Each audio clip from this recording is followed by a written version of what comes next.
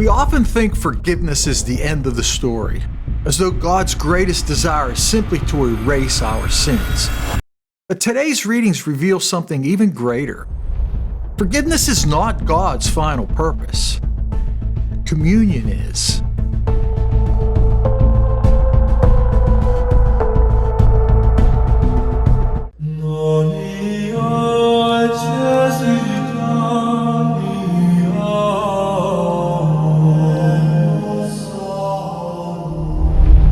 God doesn't simply forgive your sins. He restores your place at His table. Today's Mass readings reveal a love so complete that it not only buries our past in the depths of the sea, but it welcomes us into Christ's own family. God's mercy was never meant to leave us just relieved. It was always meant to bring us home.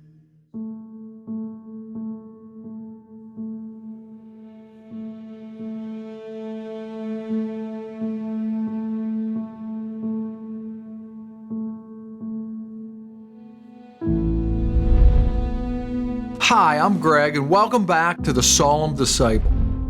The Mass readings for this 21st day of July invite us to look beyond forgiveness itself and to discover where God's mercy has been leading us all along. See, we often think forgiveness is the end of the story, as though God's greatest desire is simply to erase our sins. But today's readings reveal something even greater than that. Forgiveness is not God's final purpose.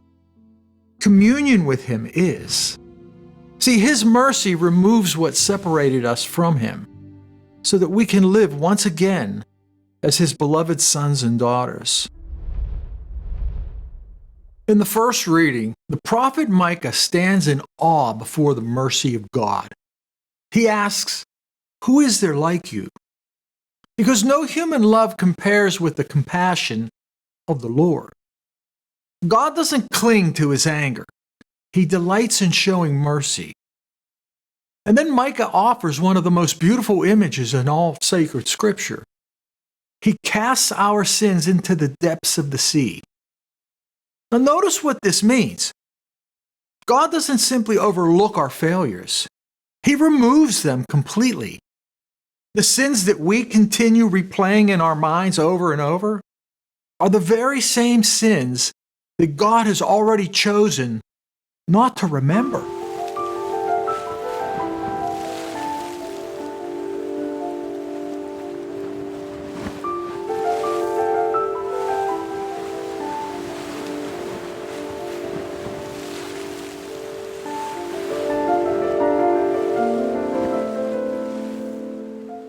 The responsorial psalm becomes the grateful prayer of every redeemed heart. It reminds us that restoration is always God's work before it becomes ours. We cry out for renewal because we know that we cannot heal ourselves. Yet God's kindness is always closer than our weakness. His mercy never grows weary of restoring those who are willing to return to Him.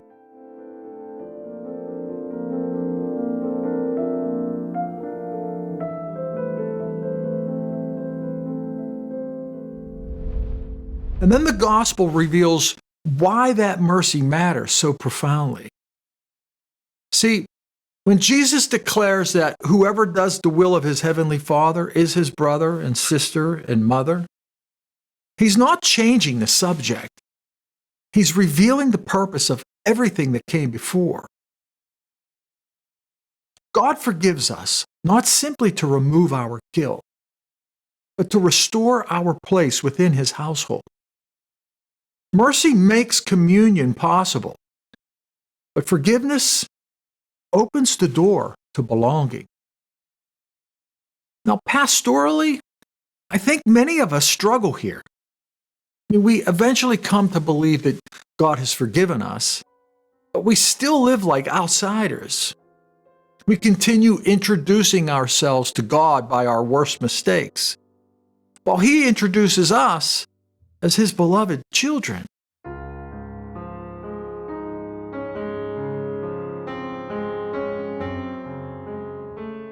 Maybe you've confessed the same sin a dozen times. Maybe you spent years believing that, well, God has forgiven you, yet you still carry the weight as though nothing has changed.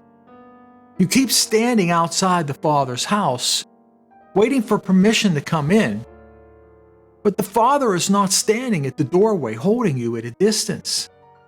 He's been inviting you home the whole time. Today's readings gently invite us to stop living like we were spiritual orphans.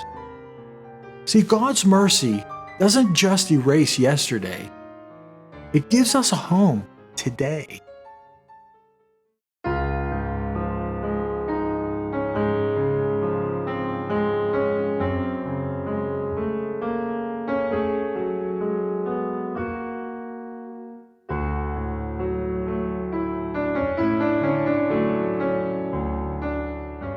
While Jesus was speaking to the crowds, his mother and his brothers appeared outside, wishing to speak to him.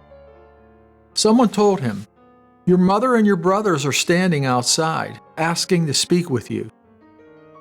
But he said in reply to the one who told him, "Who is my mother? Who are my brothers?" And stretching out his hands towards his disciples, he said, "Here are my mother and my brothers. For whoever does the will of my heavenly Father is my brother and sister and mother."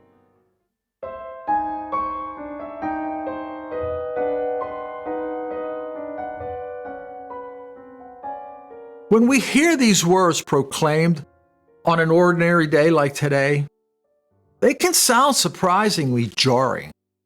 At first glance, it almost seems as though Jesus is distancing himself from his own mother, or perhaps even slighting her publicly before those gathered around him at that day. But nothing could be further from the truth. Jesus is revealing something far greater than mere biological relationship between family members. Throughout his public ministry, he teaches that God's kingdom is built upon deeper bonds. The family he came to establish would not be united by shared ancestry alone. It would be united by shared participation in the very life of the Father. Now notice carefully what Jesus does not say in this gospel. He does not say, "Whoever knows my Father's will is my family." Neither does he say, "Whoever feels close to me belongs with me." He says, "Whoever does the will of my heavenly Father." That distinction changes everything. Too many people reduce their relationship with God to feelings or passing spiritual experiences. But Jesus teaches that authentic communion grows through loving, faithful obedience to the Father. Not because obedience earns God's love, but because obedience allows love to mature into covenant. Obedience is not the price of belonging. It is the life of those who already belong. This is precisely why the Blessed Virgin Mary shines so brightly within today's gospel passage. No human person ever fulfilled the Father's will more perfectly than his own mother. Mary shows us what happens when a soul becomes completely emptied of self and open to grace. She didn't merely witness God's mercy unfolding from a distance with admiration. She became the first and most perfect dwelling place of the long-awaited Savior himself. And where Micah foretold God's final victory over sin, Mary welcomed into the world the Redeemer. Before she ever carried Christ within her womb, she welcomed his word within her heart. Her humble "let it be done unto me" became the doorway through which salvation entered history. So when Jesus says, "Whoever does the will of my Father is my family," he's not diminishing Mary. He is revealing why she occupies such a singular place within salvation history. She is not excluded from the spiritual family that Jesus describes before the crowds. She is its greatest earthly example.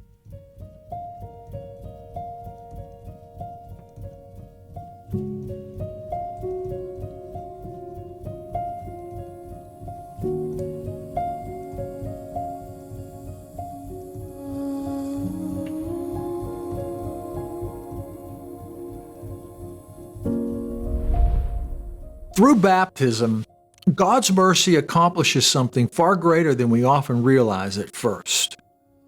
It doesn't simply forgive sinners. It adopts them into the household of God. See, that we become living members of Christ's own mystical body through grace and divine adoption. The saints become our family. Mary becomes our spiritual mother. The Father truly becomes our Father. Even the prayer Jesus taught us begins with this astonishing reality of belonging. He teaches us to pray, "Our Father." Not my Father alone, but our Father. Those two simple words quietly proclaim that, well, no disciple ever walks towards heaven alone. Every soul living in God's grace already belongs to a family stretching from earth to eternity. Perhaps that is the deepest longing hidden within every human heart since the very beginning. We all long to belong somewhere, right? Perhaps you've searched for that belonging through success or approval, relationships, personal achievements. Maybe you spent years trying to become someone others would finally accept and admire. And if we're honest, we've all done it in one way or another. Yet no earthly acceptance can ever satisfy the longing. Only divine adoption can heal. Today's readings remind us that God's mercy was never simply about removing our guilt forever. It has always been about restoring communion with the Father through the Son. He doesn't just wash away your past. He welcomes you home. Perhaps you believe God has already forgiven you, yet deep within your heart, you still live like someone standing outside his house. You pray, but you hesitate. You receive his mercy, yet you continue defining yourself by yesterday's failures instead of today's grace. Today's readings gently challenge that way of thinking. See, God never forgives just to erase the past. He forgives so communion may be restored between himself and his people. He removes everything that separates you from him, and then he invites you to come home. The invitation today is not simply to leave your sins behind once again. The invitation today is to stop living like a spiritual orphan. The Father's house is no longer a place you merely hope to enter someday. Through Jesus Christ, it has already become your home. So every step of discipleship is simply learning how to live there more faithfully each day.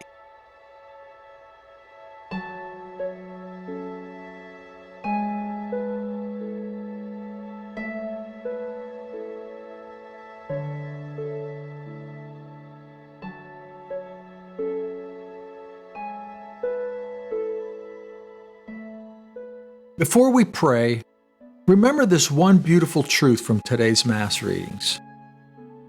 The greatest miracle of God's mercy isn't simply that your sins completely disappear forever. It's that after removing everything separating you from God, God lovingly says, not because you've earned it, but because Jesus has opened the door, that you belong here. Pray with me. Dear Lord God, We love you, we praise you, we worship you, and we adore you. And we glorify your name, Lord. Thank you for the many gifts that you continue to give us. Heavenly Father, thank you for loving me more deeply than I can possibly understand. Thank you for not only forgiving my sins, but for calling me your beloved child. Help me to stop living as though I am still separated from you. Give me the grace to delight in your will, to walk each day in faithful obedience, and to live with the quiet confidence of one who truly belongs in your house. Through the loving intercession of the Blessed Virgin Mary, teach me to say yes, as she did, to you more generously each day, until the family that you have begun forming on earth is brought to its perfect fulfillment in heaven. And we ask this all through Christ our Lord. Amen. Before you go, remember this one simple truth. The enemy wants you spending your life asking one question over and over again. Can God ever forgive me? But today's gospel quietly asks an even deeper question. Will I ever belong? And Christ answers with extraordinary tenderness. Come, do the Father's will. You already have a place in my family. Walk today as one who truly belongs.